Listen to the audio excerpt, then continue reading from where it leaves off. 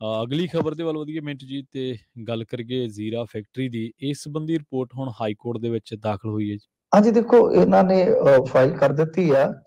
ਗੱਲ ਕੀ ਹੈ ਕਿ ਕੱਲ ਵੀ ਕਿਹਾ ਸੀਗਾ ਮਾਨ ਸਾਹਿਬ ਨੇ, ਇਹ ਕਹਿੰਦੇ ਸਨ ਕਿ ਉਹ ਮਾਮਲਾ ਹੁਣ ਨਿਬੜ ਚੁੱਕਾ ਹੈ, ਅਸੀਂ ਉਹਦੇ ਤੇ ਮਤਲਬ ਕਿ ਆਪਦੀ ਜਿਹੜੀ ਲਿਖਤ ਆ ਉਹ ਜਾਰੀ ਕਰ ਦਿੱਤੀ ਆ। ਪਰ ਹੁਣ ਅੱਜ ਅਖਬਾਰ ਨੇ ਖਬਰ ਛਾਪੀ ਹੈ ਕਿ ਅਸਲ ਦੇ ਵਿੱਚ ਜਿਹੜਾ ਜ਼ੀਰਾ ਫੈਕਟਰੀ ਦੇ ਨਾਲ ਜੁੜਿਆ ਮਾਮਲਾ ਹੈ, ਇਹਦੇ ਵਿੱਚ ਪੰਜਾਬ ਤੇ ਹਰਿਆਣਾ ਕੋਰਟ ਵੱਲੋਂ ਜਿਹੜੀ ਇਹ ਸ਼ਰਾਬ ਫੈਕਟਰੀ ਹੈ ਉਹਦੇ ਸੰਬੰਧੀ ਜਿਹੜਾ ਇਹ ਕੇਸ ਆ ਤਾਂ ਸੋਮਵਾਰ ਨੂੰ ਹਾਈ ਕੋਰਟ ਵਿੱਚ ਇਹ ਜਿਹੜੀ ਰਿਪੋਰਟ ਆ ਇਹਨਾਂ ਨੇ ਪੇਸ਼ ਕਰ ਦਿੱਤੀ ਹੈ ਜ਼ੀਰਾ ਫੈਕਟਰੀ ਵਾਲੀ। ਹਾਲਾਂਕਿ ਇਸ ਰਿਪੋਰਟ ਦੇ ਵਿੱਚ ਕੀ ਲਿਖਿਆ ਕੀ ਨਹੀਂ ਲਿਖਿਆ ਇਹ ਤਾਂ ਪਤਾ ਨਹੀਂ ਹੈ, ਪਰ ਇਹ ਜਿਹੜੀ ਹੁਕਮ ਪਾਲਣਾ ਦੀ ਰਿਪੋਰਟ ਇੱਕ ਇਹਨਾਂ ਨੇ ਉਹ ਉੱਥੇ ਸਬਮਿਟ ਕੀਤੀ ਆ। ਤੇ ਦੂਜੇ ਪਾਸੇ ਮੈਂ ਜਿਵੇਂ ਤੁਹਾਨੂੰ ਕਿਹਾ ਕਿ ਮਾਨ ਸਾਹਿਬ ਨੇ ਤਾਂ ਕਹਿ ਦਿੱਤਾ ਸੀਗਾ ਕਿ ਬਈ ਜ਼ੀਰਾ ਫੈਕਟਰੀ ਜਿਹੜੀ ਹੈ ਉਹ ਅਸੀਂ ਬੰਦ ਕਰ ਰਹੇ ਹਾਂ। ਫਿਰ ਉਸ ਤੋਂ ਬਾਅਦ ਕੀ ਸੀ ਕਿ ਇਹ ਖਬਰ ਆ ਗਈ ਕਿ ਇਹਨਾਂ ਨੇ ਜੋ ਕੰਸੈਂਟ ਆਫ ਆਪਰੇਟ ਸੀਗਾ ਉਹ ਵੀ ਰੱਦ ਕਰ ਦਿੱਤਾ ਜੀ। ਤਾਂ ਹੁਣ ਦੂਜੇ ਪਾਸੇ ਹੁਕਮ ਪਾਲਣ ਦੀ ਵੀ ਇਹਨਾਂ ਨੇ ਜਾ ਕੇ ਰਿਪੋਰਟ ਦਾਖਲ ਕੀਤੀ ਹੈ। ਤਾਂ ਖੈਰ ਹੁਣ ਦੇਖਾਂਗੇ ਕਿ ਜਦੋਂ ਉਹ ਸੁਣਵਾਈ ਹੋਏਗੀ, ਅਗਲੀ ਸੁਣਵਾਈ ਜਿਹੜੀ ਹੈ ਮੇਰੇ ਖਿਆਲ ਦੇ ਨਾਲ ਆਉਣ ਵਾਲੀ ਹੈ, ਇਸੇ ਮਹੀਨੇ 'ਚ ਹੀ ਆਏਗੀ, ਤਾਂ ਉਹਦੇ ਚੋਂ ਕੀ ਨਿਕਲਦਾ ਹੈ ਕਿ ਉੱਥੇ ਜਾ ਕੇ ਜਿਹੜੀ ਕੰਪਨੀ ਹੈ ਜਿਹੜੀ ਫੈਕਟਰੀ ਚਲਾਉਂਦੀ ਹੈ ਕਿ ਉਹ ਨਵੇਂ ਸਿਰੇ ਤੋਂ ਚੈਲੰਜ ਪੇਸ਼ ਕਰਦੀ ਹੈ, ਚੁਣੌਤੀ ਪੇਸ਼ ਕਰਦੀ ਹੈ, ਜਾਂ ਇਹਨਾਂ ਸਾਰੀਆਂ ਚੀਜ਼ਾਂ ਨੂੰ ਚੁੱਪਚਾਪ ਪ੍ਰਵਾਨ ਕਰ ਲੈਂਦੀ ਹੈ। ਪਰ ਮੇਰੇ ਖਿਆਲ ਦੇ ਨਾਲ ਕਾਨੂੰਨੀ ਤੌਰ ਤੇ ਚੁਣੌਤੀ ਤਾਂ ਹੋਏਗੀ ਹੋਏਗੀ, ਔਰ ਜੇ ਕਾਨੂੰਨੀ ਚੁਣੌਤੀ ਹੁੰਦੀ ਹੈ ਤਾਂ ਫਿਰ ਪੰਜਾਬ ਸਰਕਾਰ ਨੂੰ ਬਹੁਤ ਸਟਰੋਂਗਲੀ, ਬਹੁਤ ਤਾਕਤਵਰ ਤਰੀਕੇ ਨਾਲ ਆਪਣਾ ਕੇਸ ਜਿਹੜਾ ਉੱਥੇ ਪੇਸ਼ ਕਰਨਾ ਪਵੇਗਾ।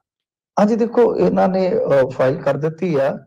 ਗੱਲ ਕੀ ਹੈ ਕਿ ਕੱਲ ਵੀ ਕਿਹਾ ਸੀਗਾ ਮਾਨ ਸਾਹਿਬ ਨੇ, ਇਹ ਕਹਿੰਦੇ ਸਨ ਕਿ ਉਹ ਮਾਮਲਾ ਹੁਣ ਨਿਬੜ ਚੁੱਕਾ ਹੈ, ਅਸੀਂ ਉਹਦੇ ਤੇ ਮਤਲਬ ਕਿ ਆਪਦੀ ਜਿਹੜੀ ਲਿਖਤ ਆ ਉਹ ਜਾਰੀ ਕਰ ਦਿੱਤੀ ਆ।